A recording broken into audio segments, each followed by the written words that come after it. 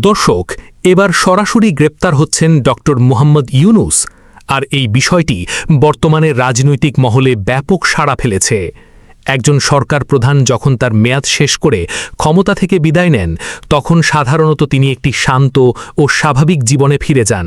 কিন্তু বাংলাদেশের রাজনীতির মাঠ এবং আইনি প্রেক্ষাপট সবসময়ই যেন এক রহস্যময় এবং শ্বাসরুদ্ধকর গোলকধাঁধা। শান্তিতে নোবেলজয়ী অধ্যাপক ডক্টর মুহাম্মদ ইউনূস অন্তর্বর্তীকালীন সরকারের প্রধান উপদেষ্টার পদ ছাড়ার পর ৩ মাসও পূর্ণ হয়নি, অথচ এরই মধ্যে এক বিশাল, অভাবনীয় এবং চাঞ্চল্যকর আইনি চ্যালেঞ্জের মুখে পড়েছেন তিনি। রাজধানীর উত্তরার মাইলস্টোন স্কুল অ্যান্ড কলেজে মর্মান্তিক প্রশিক্ষণ বিমান বিধ্বস্তের ঘটনায় চরম অবহেলা ও দায়িত্বহীনতার অভিযোগ তুলে ডক্টর ইউনূস সহ ১৬ জনের বিরুদ্ধে আদালতে সরাসরি মামলার আবেদন করা হয়েছে। গত ৭ মে ঢাকার মেট্রোপলিটন ম্যাজিস্ট্রেট আরিফুল ইসলামের আদালতে নিহত এক কোমলমতি শিক্ষার্থীর হতভাগ্য বাবা এই আবেদন করেছেন। এই খবরে পুরো দেশের রাজনৈতিক, আইনি এবং সাধারণ মানুষের মাঝে এক বিশাল আলোড়ন সৃষ্টি হয়েছে। মামলায় সাবেক আইন উপদেষ্টা আসিফ নজরুল, পরিবেশ উপদেষ্টা সৈয়দা রিজওয়ানা হাসান, শিক্ষা উপদেষ্টা CR আবরার এবং সাবেক প্রেস সচিব শফিকুল আলমের নামও রয়েছে। কিন্তু দর্শক, প্রশ্ন হচ্ছে, হঠাৎ কেন নেওয়া হলো এই চরম আইনি পদক্ষেপ? একটি বিমান দুর্ঘটনার জন্য কি সত্যিই সরকার প্রধানকে গ্রেপ্তার করা যায়? আজ আমরা এই ঘটনার পেছনের আইনি, সাংবিধানিক এবং কাঠামোগত সমীকরণ অত্যন্ত নিরপেক্ষভাবে এবং গভীরভাবে বিশ্লেষণ করব। দর্শক, এরপর আমরা যে ঘটনার কথা বলতে যাচ্ছি সেটি শুনলেই আপনি পুরো বিষয়টি বুঝতে পারবেন এবং অনুধাবন করতে পারবেন কেন একজন বাবার বুক ফাটা আর্তনাদ আজ আদালতের বারান্দায় পৌঁছেছে। চলুন একটু পেছনে ফিরে যাই। ২৫ সালের ২১শে জুলাইয়ের সেই ভয়ঙ্কর দুপুরের কথা নিশ্চয়ই সবার মনে আছে। বাংলাদেশ বিমান বাহিনীর একটি প্রশিক্ষণ বিমান হঠাৎ করেই উত্তরার দিয়াবাড়ি এলাকায় মাইলস্টোন স্কুল অ্যান্ড কলেজ ক্যাম্পাসের ওপর বিধ্বস্ত হয়। দুপুরের সেই ব্যস্ত সময়ে এই দুর্ঘটনার পরপরই স্কুল ভবনে দাউ দাউ করে আগুন ছড়িয়ে পড়ে এবং পুরো এলাকায় এক চরম আতঙ্ক তৈরি হয়। এই মর্মান্তিক ঘটনায় ৩৬ জন নিরীহ প্রাণ অকালে ঝরে যায়, যাদের বেশিরভাগই ছিল কোমলমতি শিক্ষার্থী। আহত হন আরও অসংখ্য মানুষ। একটি শিক্ষা প্রতিষ্ঠানের ভেতরে এমন মর্মান্তিক ঘটনা পুরো দেশকে স্তব্ধ করে দিয়েছিল। সেই সময় এই ঘটনাকে ঘিরে দেশজুড়ে শোক, উদ্বেগ এবং চরম ক্ষোভ তৈরি হয়েছিল। পরবর্তীতে এই দুর্ঘটনার তদন্তে একটি কমিটি গঠন করা হয়েছিল। সেই তদন্ত কমিটির প্রতিবেদনে প্রশিক্ষণার্থী পাইলটের উড্ডয়ন ত্রুটি বা টেকনিক্যাল ভুলকেই দুর্ঘটনার অন্যতম প্রধান কারণ হিসেবে উল্লেখ করা হয়েছিল। কিন্তু অত্যন্ত স্বাভাবিকভাবেই ক্ষতিগ্রস্ত পরিবারের সদস্যরা এই গতানুগতিক রিপোর্ট মেনে নিতে পারেননি। তাদের দাবি ছিল, এই ঘটনার পেছনে কেবল একজন পাইলটের ভুল দায়ী হতে পারে না, এখানে কাঠামোগত এবং প্রাতিষ্ঠানিক অনেক বড় অবহেলা রয়েছে।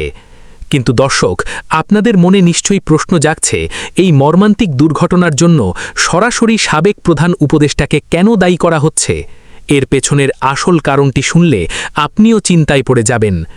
মামলার বাদীপক্ষের অভিযোগটি অত্যন্ত সুনির্দিষ্ট। তাদের দাবি, সংশ্লিষ্টদের চরম অবহেলা এবং যথাযথ তদারকির অভাবের কারণেই এই ভয়াবহ দুর্ঘটনাটি ঘটেছে। একটি আবাসিক এলাকা এবং এত বড় একটি শিক্ষা প্রতিষ্ঠানের ওপর দিয়ে কেন নিয়মিত প্রশিক্ষণ বিমান ওড়ানো হচ্ছিল, সেই তদারকির বিষয়টি রাষ্ট্রের সর্বোচ্চ পর্যায়ে থেকে নিশ্চিত করা হয়নি। এছাড়া দুর্ঘটনার পর উদ্ধার কার্যক্রম পরিচালনা এবং আহতদের চিকিৎসা নিশ্চিত করার ক্ষেত্রেও ছিল নানা ধরনের সমন্বয়হীনতা। সবচেয়ে বড় ক্ষতির জায়গাটি হল প্রতিশ্রুতি ভঙ্গের অভিযোগ। দুর্ঘটনার পর অন্তর্বর্তী সরকারের পক্ষ থেকে ক্ষতিগ্রস্ত পরিবারগুলোর পাশে দাঁড়ানোর এবং তাদের যথাযথ ক্ষতিপূরণ ও সহায়তা দেওয়ার যে আশ্বাস দেওয়া হয়েছিল, বাস্তবে তারা সেই সহায়তা পাননি বলে অভিযোগ করা হয়েছে। আর যেহেতু ডক্টর মুহাম্মদ ইউনূস সেই সময় রাষ্ট্রের প্রধান নির্বাহী বা প্রধান উপদেষ্টার দায়িত্বে ছিলেন, তাই সরকারের যে কোনো কাঠামোগত ব্যর্থতা, প্রতিশ্রুতি ভঙ্গ বা অবহেলার চূড়ান্ত দায়ভার তার কাঁধেই বর্তায়। এই মামলাটিতে শুধু তাকেই নয়, শিক্ষা উপদেষ্টা এবং পরিবেশ উপদেষ্টাকেও যুক্ত করা হয়েছে, কারণ একটি স্কুলের নিরাপত্তা এবং পরিবেশগত ঝুঁকির বিষয়টি তাদের মন্ত্রণালয়ের অধীনে পড়ে। এছাড়া প্রতিরক্ষা মন্ত্রণালয়, বিমান বাহিনী এবং মাইলস্টোন স্কুল প্রশাসনের কয়েকজন কর্মকর্তাকেও আসামি করার আবেদন জানানো হয়েছে, যা প্রমাণ করে যে বাদীপক্ষ পুরো সিস্টেমের ত্রুটিকে কাঠগড়ায় দাঁড় করাতে চাইছেন। এবার আসুন সবচেয়ে বড় আইনি প্রশ্নে। দর্শক, এরপরে আমরা আইনের যে ব্যাখ্যা দিতে যাচ্ছি সেটি শুনলেই আপনি পুরো আইনি প্রক্রিয়াটি একেবারে জলের মতো পরিষ্কার বুঝতে পারবেন। আমাদের দেশের সংবিধান এবং প্রচলিত ফৌজদারি আইন এই ধরনের ঘটনার ক্ষেত্রে কি বলে? একজন সরকার প্রধানকে কি একটি দুর্ঘটনাজনিত কারণে সরাসরি গ্রেফতার করা যায়? চলুন বিষয়টি অত্যন্ত নিরপেক্ষভাবে বিশ্লেষণ করি। গণপ্রজাতন্ত্রী বাংলাদেশের সংবিধানের ৩২ অনুচ্ছেদে অত্যন্ত স্পষ্টভাবে বলা হয়েছে যে আইনানুযায়ী ব্যতীত জীবন ও ব্যক্তি স্বাধীনতা হইতে কোনো ব্যক্তিকে বঞ্চিত করা যাইবে না। অর্থাৎ রাষ্ট্রের প্রতিটি নাগরিকের বেঁচে থাকার অধিকার নিশ্চিত করা রাষ্ট্রের সাংবিধানিক দায়িত্ব। অন্যদিকে আমাদের দণ্ডবিধি বা পেনাল কোডের ৩০৪ ক ধারা অনুযায়ী অবহেলার কারণে কারো মৃত্যু ঘটানো একটি শাস্তিযোগ্য অপরাধ। এখন প্রশ্ন হল, ডক্টর ইউনূস কি এই অবহেলার জন্য সরাসরি দায়ী এবং তাকে কি গ্রেফতার করা হতে পারে? আইনি দৃষ্টিকোণ থেকে কোনো ব্যক্তিকে ফৌজদারি অপরাধে সাজা দিতে হলে তার মেন্স রিয়া বা অপরাধমূলক উদ্দেশ্য থাকতে হয়। ডক্টর ইউনূস বা তার উপদেষ্টা মণ্ডলী তো আর ইচ্ছাকৃতভাবেই দুর্ঘটনা ঘটাননি। তবে আইনে ভিকেরিয়াস লায়াবিলিটি বা কমান্ড রেসপন্সিবিলিটি বলে একটি টার্ম রয়েছে।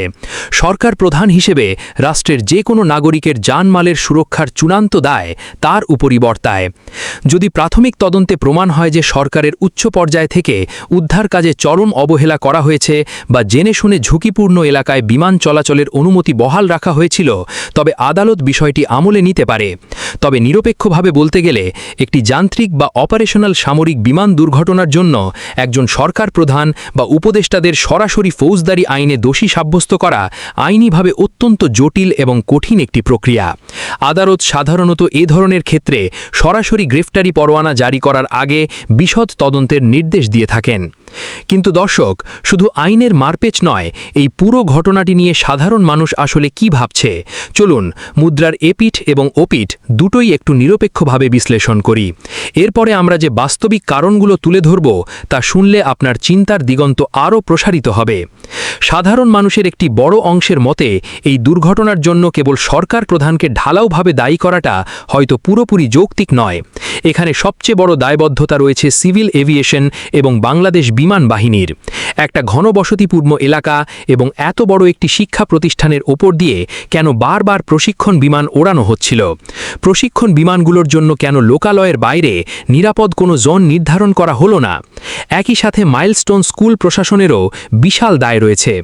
এতগুলো শিক্ষার্থী যেখানে পড়াশুনো করে সেখানে জরুরি বহির্গমন, ফায়ার সেফটি বা যে কোনো দুর্যোগ মোকাবিলার জন্য কি পর্যাপ্ত ব্যবস্থা ছিল? দুর্ঘটনার পর ভবনে আগুন ছড়িয়ে পড়ার কারণে যে প্রাণহানি ঘটেছে তার জন্য স্কুল কর্তৃপক্ষের কাঠামোগত দুর্বলতাও কম দায়ী নয়। তবে মুদ্রার উল্টো পিঠে রয়েছে স্বজনহারা পরিবারের আবেগ এবং রাষ্ট্রের প্রতি ক্ষোভ। সন্তানহারা একজন পিতা যখন দেখেন যে তদন্ত কমিটি কেবল একজন পাইলটের ভুল বলে পুরো ঘটনাটিকে ধামাচাপা দেওয়ার চেষ্টা করছে, যখন তিনি দেখেন যে রাষ্ট্র তার প্রতিশ্রুতি অনুযায়ী ক্ষতিপূরণ বা সহায়তা দিচ্ছে না, তখন তিনি নিরুপায় হয়ে রাষ্ট্রের সর্বোচ্চ ক্ষমতার অধিকারী ব্যক্তিদের বিরুদ্ধেই আইনি পদক্ষেপ নেবেন, এটাই স্বাভাবিক। এখানে ডক্টর ইউনূসকে হয়তো ব্যক্তি হিসেবে নয়, বরং রাষ্ট্রের প্রতীকী অভিভাবক হিসেবে কাঠগড়ায় দাঁড় করানো হয়েছে। একজন নাগরিক যখন রাষ্ট্রের কাছে বিচার পান না, তখন রাষ্ট্রের নীতি নির্ধারকদের দিকেই অভিযোগের আঙুল ওঠে। আদালত ইতোমধ্যেই বাদীর জবানবন্দি গ্রহণ করেছেন এবং এ বিষয়ে পরবর্তী আদেশের জন্য অপেক্ষমান রেখেছেন। এই মামলাটি বাংলাদেশের বিচার ব্যবস্থা এবং রাষ্ট্রীয় জবাবদিহিতার ক্ষেত্রে একটি বড় দৃষ্টান্ত হতে পারে। ডক্টর ইউনূস আন্তর্জাতিকভাবে অত্যন্ত সম্মানিত একজন ব্যক্তিত্ব। তার বিরুদ্ধে গ্রেফতারি পরোয়ানা জারির মতো কোনো সিদ্ধান্ত হলে তা দেশীয় এবং আন্তর্জাতিক পরিমণ্ডলে বিশাল প্রভাব ফেলবে। তবে সর্বোপরি ৩৬টি তাজা প্রাণের ঝরে যাওয়া আমাদের রাষ্ট্রযন্ত্রের চরম কাঠামোগত ত্রুটির একটি নির্মম দলিল হয়ে থাকবে। দর্শক, এই মর্মান্তিক বিমান দুর্ঘটনা এবং তৎপরবর্তী আইনি প্রক্রিয়া নিয়ে আপনাদের নিজস্ব বিশ্লেষণ কি? আপনি ব্যক্তিগতভাবে কাকে সবচেয়ে বেশি দায়ী মনে করেন? সাবেক সরকার প্রধান ডক্টর ইউনূসকে, বিমান বাহিনী ও এভিয়েশন কর্তৃপক্ষকে, নাকি স্কুল প্রশাসনকে? একজন সরকার প্রধানকে এ ধরনের দুর্ঘটনার জন্য আইনিভাবে গ্রেফতার করা যৌক্তিক বলে আপনি মনে করেন? আপনাদের অত্যন্ত সুচিন্তিত, গঠনমূলক এবং মূল্যবান মতামত নিচের কমেন্ট বক্সে অবশ্যই জানাবেন।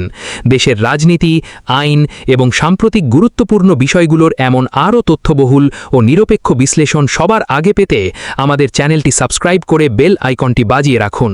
সত্য এবং বস্তুনিষ্ঠতার সাথে আমরা সবসময় আপনাদের পাশেই আছি।